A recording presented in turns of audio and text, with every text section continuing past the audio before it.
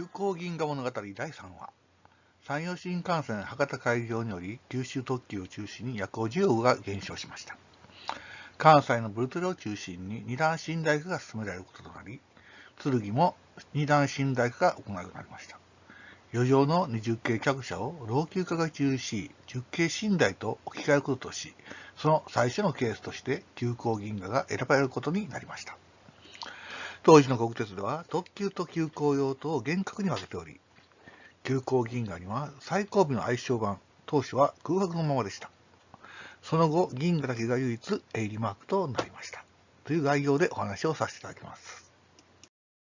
急行銀河物語第3話、夜行急行のプリンスとしての銀河。今夜は昭和51年20系客車に衣替えしてからのお話です。昭和50年の改正後も銀河には元特急用の普通車が連携されていたという話をしましたが、銀河は昭和51年3月のダイヤ改正でいきなり20系寝台車に衣替えをしたのです。特急剣20系客車で運転を2段寝台の24系25型に置き換えた際に、余剰となった車両をそのまま急行銀河に転用したことが始まりでした。剣も銀河も同じ宮原区の所属だったので、移行はスムーズに行われたそうです。20系に衣替えした銀河ですが、当初から銀河のマークが入っていたわけではありませんでした。厳格に分けられていた急行と特急の格差。当時の国鉄は急行と特急を厳格に分けており、急行運用につく銀河は最後尾は無地のままでした。ヘッドマークもなく、テールさえも無地ですので、ファンには評判は良くなかったようです。さらに晩年は、急行客車が特急と同じスタイルでは具合が悪いということで、屋根付近に巻かれた舗装も工場入場時に消されてしまい、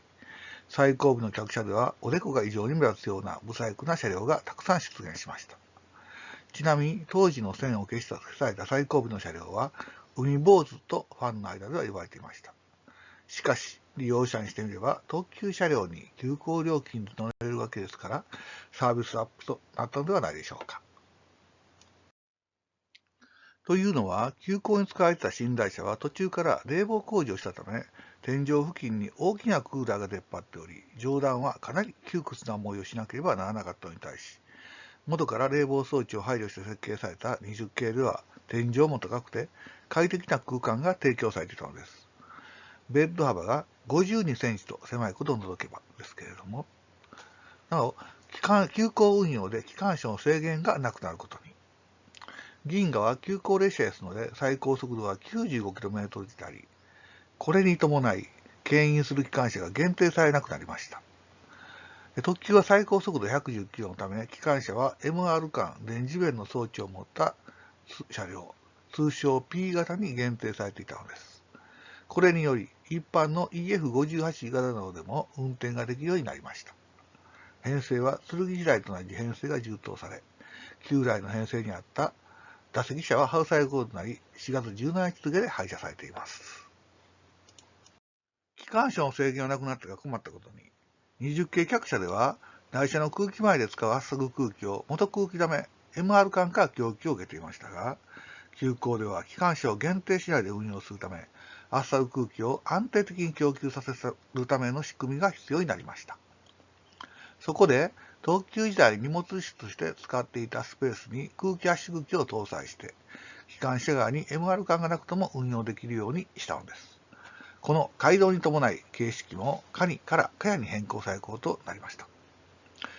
20系の格下げ仕様は銀河を皮切りに始まりましたが、東では51年9月27日から急行天の川が20系で運転を開始しています。ここまではオール寝台車だったのですが、53年頃に置き換えられた急行台線では打席車を設ける必要が生じました。この時の車両は余剰となっていたナロネ 21A 寝台の打席をそのままに、喫煙室を客室に改動するなど大掛かりな工事を行って、普通車打席に改動した車両が充当されました。天井が異常に高くてヨーロッパ風のイメージで好ましい車両ではありましたが、打席幅が若干狭かったことと、28人定員の車両に60人近くを押し込める改動を行ったため、混雑時は換気が追いつかず息苦しく感じたことがありました。あくまでもね、これは個人的な感想ですのでね、そうじゃなかったよっていう方もおられると思います。さて、話題を銀河に戻しますと、銀河は当初は急行の文字だけが入った味気ないものでありましたが、昭和55年7月からヘッドマークが鋭利に改められて、現代に通じるマークの原型ができたと言えます。20系客車で鋭利のマークを掲げたのは銀河が唯一ではなかったでしょうか。なお、銀河を牽引していた EF58 型は昭和55年10月には EF65 型1000番台に変更され、昭和60年3月には14系客車に置き換えられています。これまた夜行急行に20系プラス12系客車の組み合わせがあった頃に、一足先に特急に準ずる形で置き換えられたのです。また、14系に置き換えられた銀河は、国鉄最後の改正と言われた昭和61年10月のダイヤ改正で、24系25型二段寝台車に置き換えられ、いつも急行列車でありながら最高の扱いを受けていたことが伺えます。最後までご覧いただきありがとうございました。最後に参考といたしまして、急行銀河運転最終日の編成ということで、旧型客車のね、編成の方、それと、運転初日ですね、の20系の編成ですね、車両番号。そういうのをね、ちょっと記載させていただきましたのでね、参考にしていただければな、なんて思います。